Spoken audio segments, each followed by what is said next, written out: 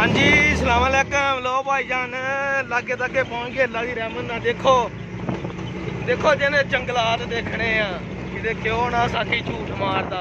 आ देख लो ठीक है जी।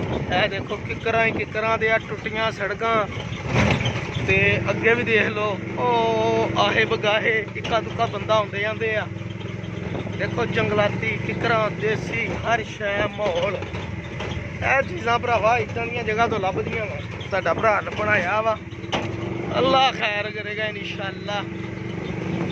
निकले हैं ना रिज़क की तलाश ते अल्लाह सोना देगा इंशाअल्लाह जरूर।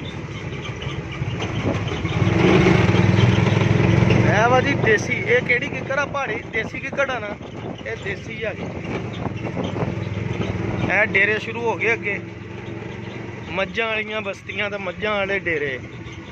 किते तेल निकलता किते रोह निकलती। तुहानूं दिखाने माहौल मज़ा आ जाना सी उस्ताद जी है ना।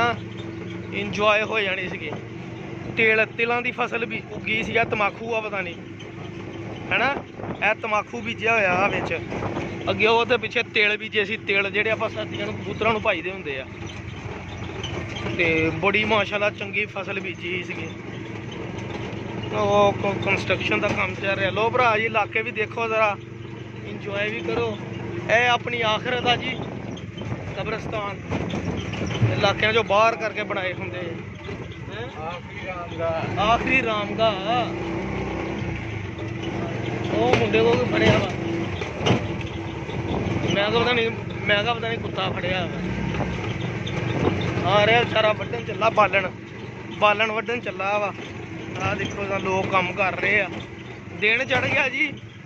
उदों नेरा ही जो असीं निकले तो हुण तो दिन चढ़ गया। अल्लाह खैर करे इंशाअल्लाह। तो साडी दुआ चाहिए अल्लाह खैर करे इंशाअल्लाह।